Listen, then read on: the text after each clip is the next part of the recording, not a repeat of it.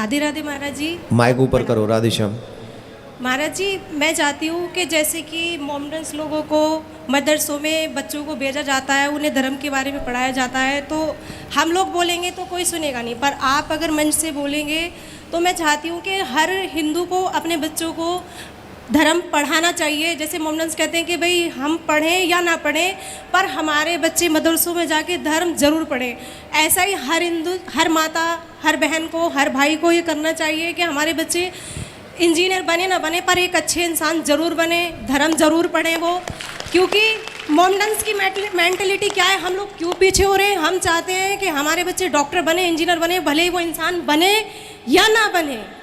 तो मैं चाहती हूँ कि आप, हम लोग बोलेंगे तो कोई सुनेगा नहीं, सोचेंगे इनको तो बोलने की आदत है, पर अगर महाराज लोग, आप लोग मन से बोलते हैं तो लोग उस पर थोड़ा प्रकाश डालते हैं, दृष्टि डालते हैं कि भाई होना चाहिए। तो मैं चाहती हूँ कि सरकार को भी कुछ इस तरह से हमारे लोग की व्यवस्था करनी चाहिए। जैसे गुरुकुल है तो उसमें तो सिर्फ लड़के पढ़ सकते हैं, तो लड़कियां भी पढ़नी चाहिए, घंटे की क्लास हो, पढ़ के अपने घर आ जाएं, या स्कूलों में वो व्यवस्था बनाई जाए। हालांकि स्कूलों में बनाई जाती है तो वहाँ सभी धर्म के बच्चे पढ़ते हैं, तो वहाँ उनको शायद पॉसिबल ना होता हो, तो अलग से उनको 1 घंटे की एक्स्ट्रा क्लास दी जाए जिसमें धर्म पढ़ाया जाए कि हिंदू धर्म में उनको क्या क्या करना चाहिए और कैसे जीवन यापन करें। अगर ऐसा होगा तो जो जैसे मेरठ में केसेस हो रहे हैं, अगर वो लोग धर्म को जानते, वो बच्चियां ऐसा नहीं करती, क्योंकि वो धर्म को नहीं जानती थी, इसलिए उन्होंने ऐसा किया। आपको क्या लगता है कि हम इसके ऊपर बोल नहीं रहे?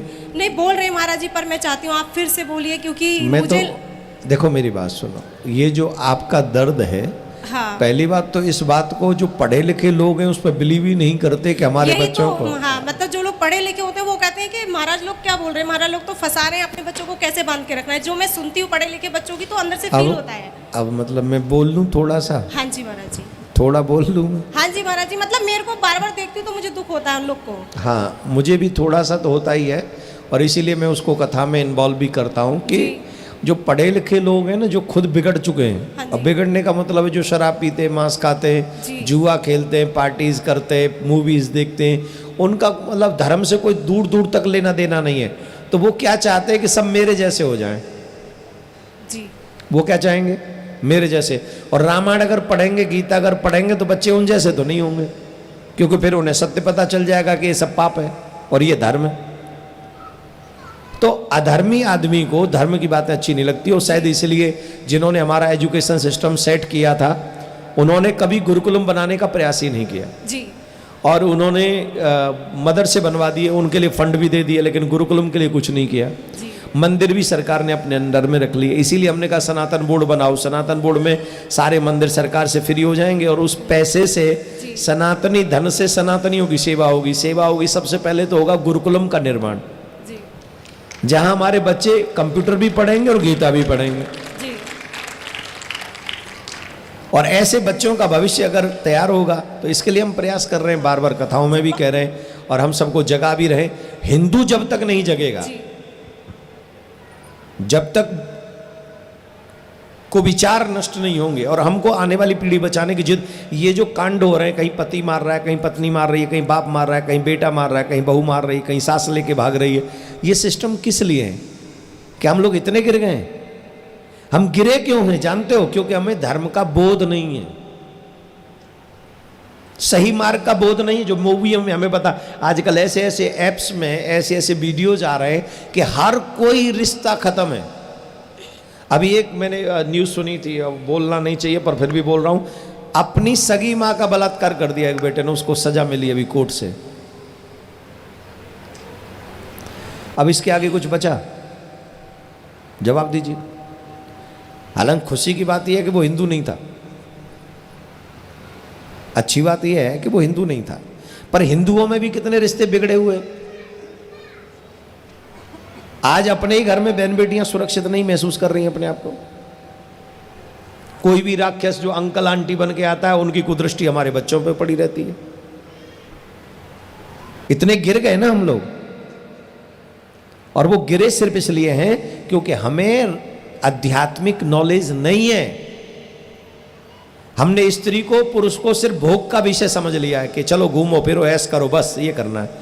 तो जब तक हमें सही नॉलेज नहीं मिलेगी तब तक हमारी पीढ़ी नहीं बचेगी। और अपनी पीढ़ी को बचाने के लिए आप वाली बात सही है कि हमें बनाना पड़ेगा, और इसके लिए सबसे ज़्यादा महत्वपूर्ण है सनातन बोर्ड का निर्माण, और हिंदुओं को जम के सनातन बोर्ड के निर्माण की मांग करनी चाहिए। हम जब तक हैं हम तो करेंगे, साथ में हर व्यक्ति को हर दिन फेसबुक पे क्या क्या क्या चलाते हो, व्हाट्सअप, फेसबुक, इंस्टा, एक्स, क्या क्या चलाते हो? कुछ तो चलाते होगे। जो चलाते हो हर दिन लिखो सनातन बोर्ड जरूरी है, समय की मजबूरी है, हर दिन लिखो। कोई न सुने, हमें लिखने से कौन रोकेगा भाई? कोई न सुने, मैं तो लिखूंगा। मैं हर जगह बोलता हूं सनातन, मुझे किसी के बाप का डर मारा है क्या मुझे? मैं बोलूंगा। तो हम लोग अपने बच्चों को बचाने के लिए मांग नहीं कर सकते?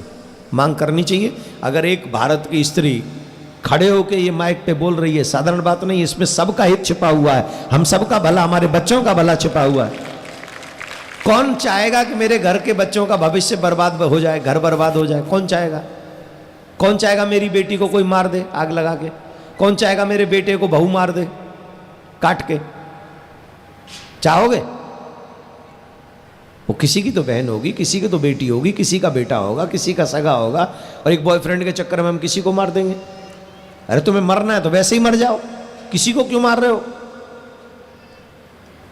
एक मायने में तो वो सास अच्छी थी जो भाग गई जमाई को लेके, एक मायने में अच्छी थी, उसने अपने पति को नहीं मारा। भाग गई मीन्स भाग गई, लेकिन पति को मारा नहीं। मारने तुम मार दे रहे हो, ये नहीं सिस्टम चले। और ये धर्म की नॉलेज न होने के कारण ये सब सिस्टम हो रहा है, और हमको लगता है सरकार को भी इस पर ध्यान देना चाहिए। बड़ी बड़ी जो एजेंसियां हैं जो अपने आप को महान समझती हैं, उनको भी इस पर ध्यान देना चाहिए और हमारे बच्चों को बचाना चाहिए। हम ये प्रयास करेंगे। धन्यवाद बहुत। अब बस, अरे माइक दादा, और भी हैं, औरों को भी दे दो। राधे राधे गुरुदेव। राधे श्याम। गुरुदेव, मेरा कोई प्रश्न नहीं है, एक विनती है आपके चरणों में जी, कि हमारे जो शिष्य हैं आपके, हमारे बच्चों का जो विवाह होता है गुरुदेव, हम बच्चों के विवाह के लिए घर देखते हैं, तो मैं आपसे अरदास करती हूँ गुरुदेव कि विश्व शांति सेवा चैरिटेबल ट्रस्ट में कुछ ऐसी चीज़ चलाई जाए कि हम अपने बच्चों का विवाह अपने गुरु घर में या शिष्य परिवारों में ही करें।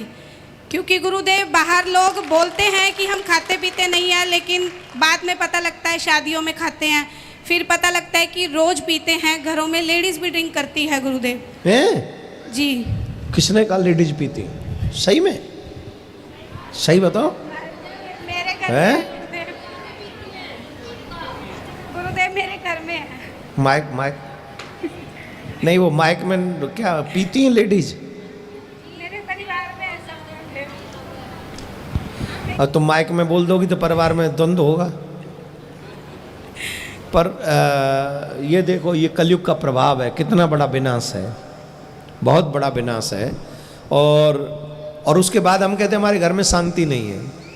कहाँ से शांति आएगी? जिस घर में शराब है, जिस घर में मांस है, जिस घर में जुआ है, उस घर में शांति आ ही नहीं सकती। तो हम इस विषय पे बहुत दिनों से चर्चा कर रहे हैं कि विश्व शांति मिशन के जितने भी शिष्य लोग हैं उनके विवाह की व्यवस्था भी वैष्णवों में हो सके। तो ऐसी व्यवस्था हम प्लान तो बहुत दिनों से कर रहे थे, आज सुन लिया है, तो इसका बहुत जल्दी से हम लोग अप्लाई भी करने का प्रयास करेंगे। तो जो भी इस वीडियो के माध्यम से हमारे पदाधिकारीगण सुन रहे हैं, ये जेन्युइन समस्या है। हर सनातनी चाहता है कि भाई हमारे जब गुरु दीक्षा हो गई तो वैष्णव लोगों से ही हमारा संबंध हो, लेकिन कई वैष्णव भी तो ऐसे होते हैं कि हमारे आगे आगे तो वैष्णव हो जाते हैं और पीठ पीछे जाके वो फिर महाभारत कर रहे होते हैं। ये भी कई होते हैं, पर ऐसा होना नहीं चाहिए। सत्संग का, गुरु का, गोविंद का सम्मान बना के रखना चाहिए, ये हमारी प्रार्थना है। आपके इस पे हम प्रकाश डालेंगे, अमल करेंगे। धन्यवाद। राधे राधे गुरुदेव। राधे श्याम। राधे राधे गुरुजी। राधे राधे मैया। जय श्री श्याम। गुरुजी, मैं ये पूछ रही थी कि मेरे घर में, जैसे मैं तो चाहती हूँ नाम लेना, हाँ, और जो मेरे घर वाले हैं वो बोलते हैं कि नहीं, प्याज के बगैर सब्जी अच्छी नहीं लगती। हाँ। तो क्या करूँ गुरुजी? तो वो भी दीक्षा लेना चाहते हैं? नहीं जी, वो तो सत्संग में भी नहीं आते कहीं भी। तो फिर तुम तो बिना प्याज के रह सकती हो? जी हाँ, मैं रह सकती तो हूँ। उन्हें छोड़ दो, वो उन्हें प्याज खाने दो। तुम उनके लिए बना सकती हूँ गुरुजी, मैं बनाना तो मेरे को पड़ता ना। वो तो पत्नी धर्म है। अच्छा। देखिए, एक बात समझ लें, यहाँ जितने भी लोग बैठे हैं, संसार के जितने भी रिलेशन हैं वो शरीर से निभाने हैं। आपके कल्याण की जिम्मेदारी आपकी है, पड़ोसियों की नहीं है। आपका बेटा, आपकी पत्नी, आपका पति आपका कल्याण नहीं करेगा, आपका कल्याण आप ही को करना है। तो शरीर से वो हमारे पति हैं, इसलिए उनके लिए जो भोजन बनाना है वो बना के दे दो, लेकिन मुझे कल्याण करना है, इसलिए मुझे दीक्षा ले लेनी चाहिए और मुझे प्याज लहसुन नहीं खाना चाहिए, मुझे भगवान को भोग। अब आपके घर में प्याज लहसुन बनता है तो ठाकुर जी आपके घर में हैं?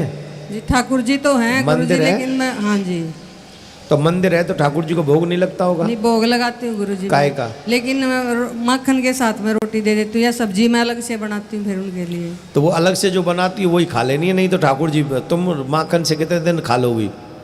नहीं सब्जी बनाती हूँ गुरुजी मैं तो सब्जी उनके लिए बनाती है तो वही खा लिया करो बस, कुछ अलग से करना ही नहीं। और नित्य भगवान को भोग लगाओ, हो गई पूजा।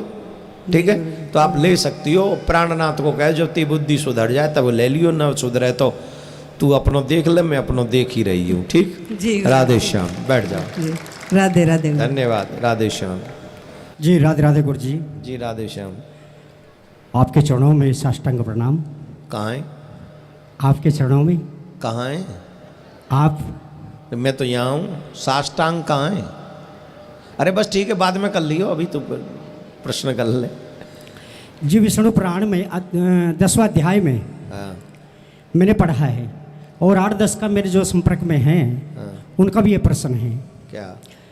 कि उसमें पराशर मुनि ने बताया है कि श्री कृष्ण ने गिरिराज यज्ञ कराया, हाँ।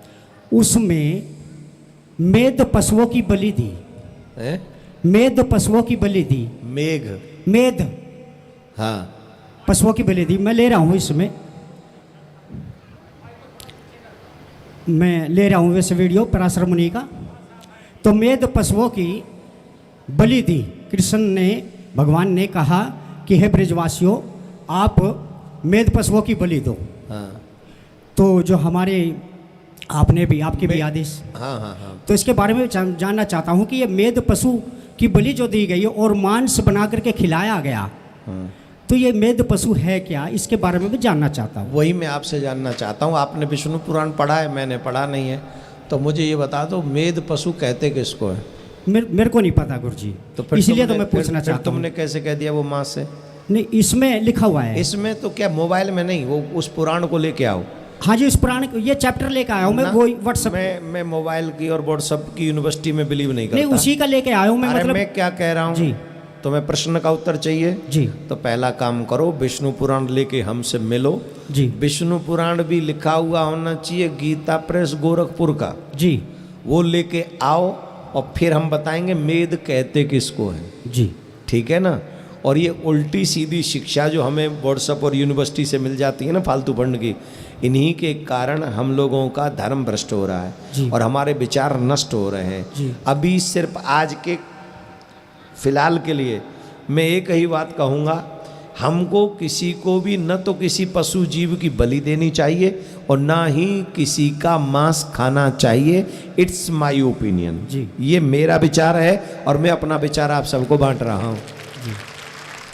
किस पुराण में क्या लिखा है वो पुराण लेके आओ, फिर तुम्हारे प्रश्न का उत्तर देंगे। ठीक, राधे श्याम, बैठ जाओ। राधे राधे।